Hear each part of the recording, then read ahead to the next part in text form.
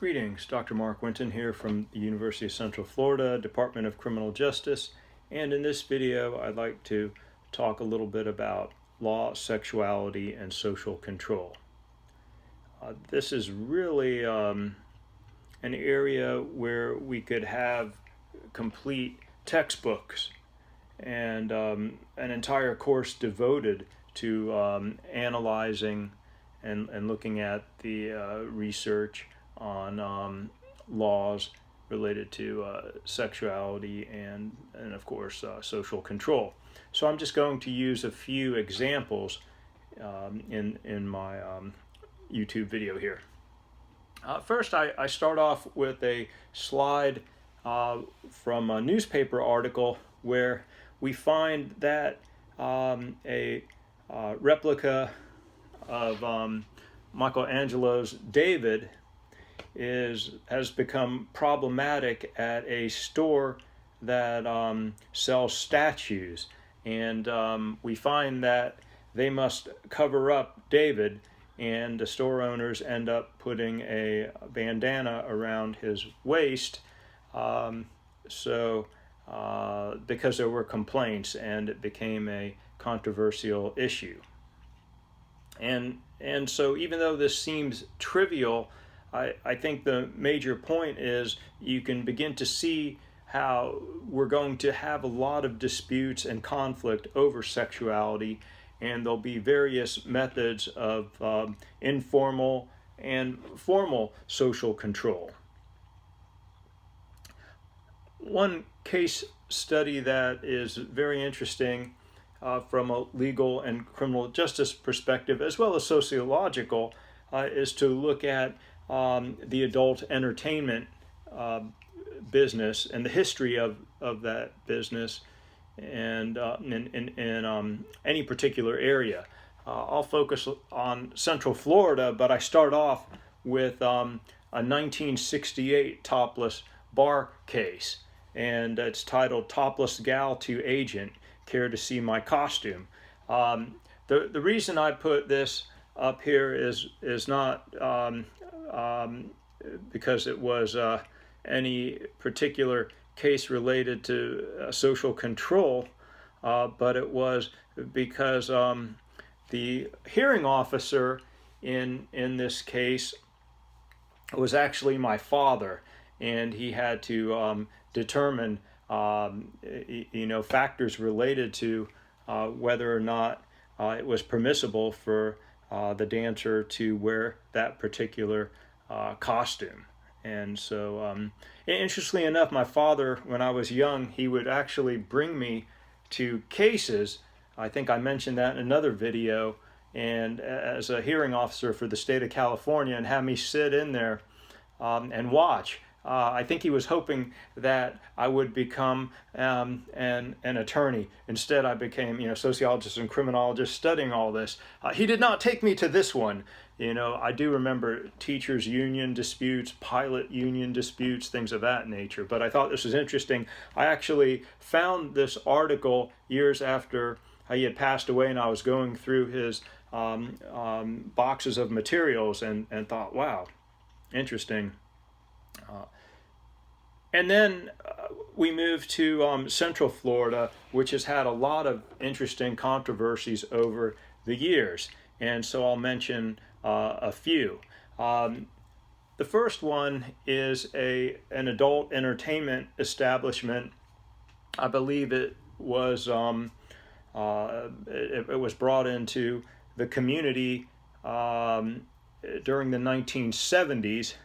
The original establishment name was the Booby Trap, and it went through several ownerships and different names over the years, but for a very, very long time the name of the establishment was the Booby Trap, and it was in I believe it was in unincorporated Orange County. Anyway, it was there for a long time. The structure was built to be shaped in the form of breasts, and it was an adult entertainment, basically, topless dancing establishment that I think served, food and beer, whatever. And it was there for years. It became a problem when the city of Winter Park annexed the establishment into the city, and that was kind of seen as one of the entrances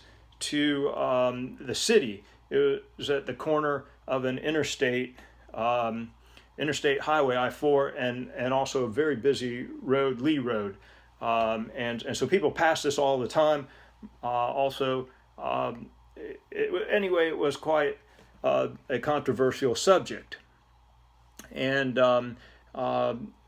in 2010, there was a lawsuit, and there was a lot of legal controversy that occurred, and the city ended up purchasing the site and then demolished the booby trap building, and then sold the site. And today, as far as I can tell, it is an axe throwing center, you know, where people go and throw an axe at the wall. And I think they serve food and drink as well. And you know, it's not in any shape of anything other than what you'd expect from a building, obviously. So this is an interesting case here. Also, the cases in Fern Park are fascinating, and there were several of the adult entertainment establishments basically almost next to each other on the 1792 road in the small city of Fern Park.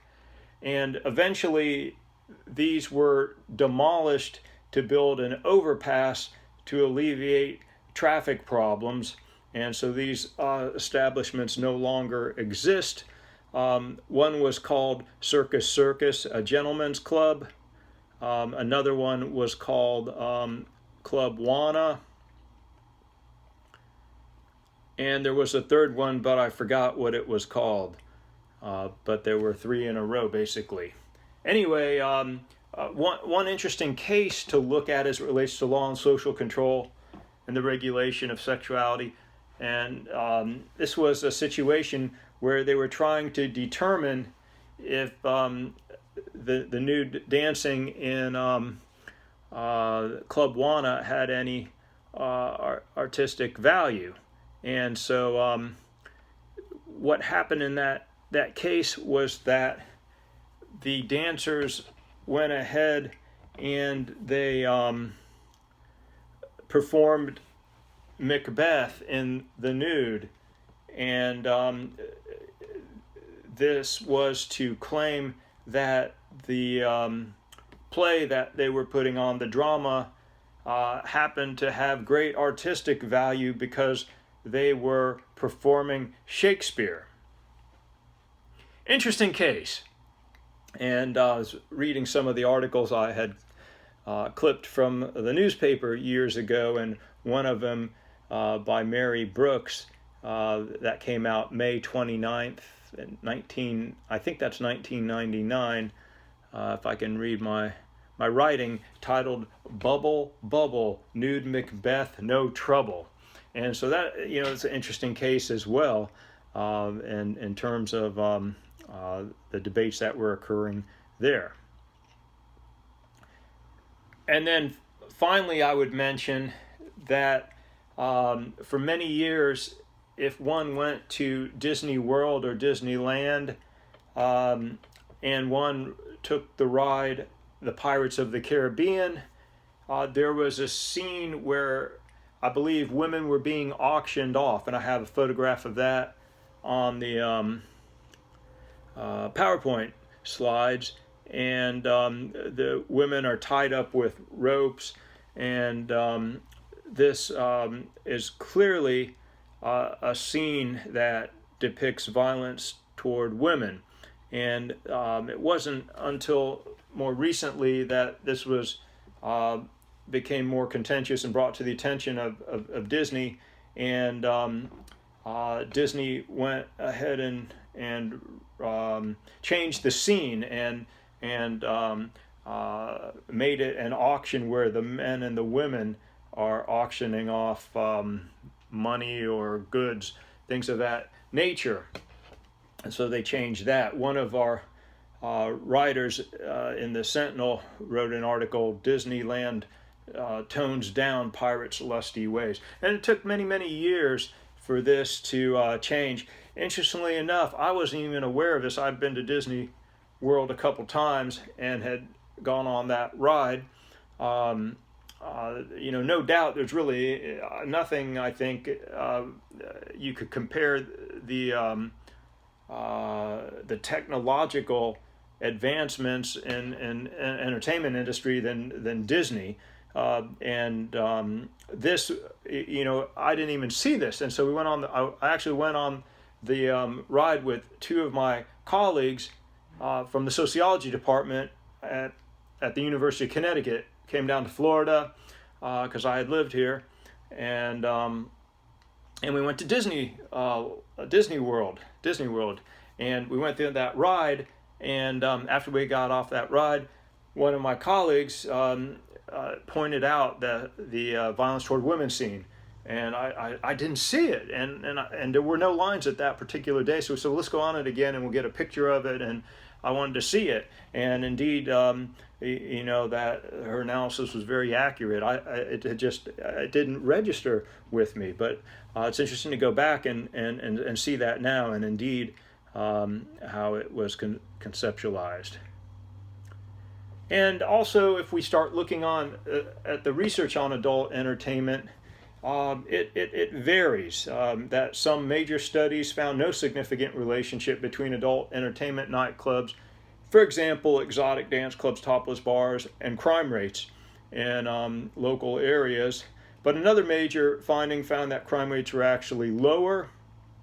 And then another finding found that crime rates were actually higher. So I think, again, it's going to be something where you have to really look at the particular location and the geography and map out crime rates and look at the history and all that.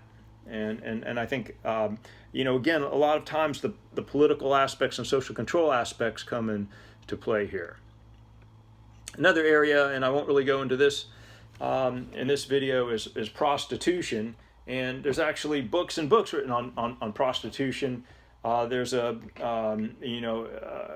books that complete a very comprehensive historical analysis of this field, and there's other books and research articles that look at cross-cultural variations, and also ones that look at legal codes and different types of prostitution. One thing that I mention here, and I'm going to split this video into two parts, I think, so it doesn't get too lengthy. But what's interesting is looking at how technology and prostitution has meshed.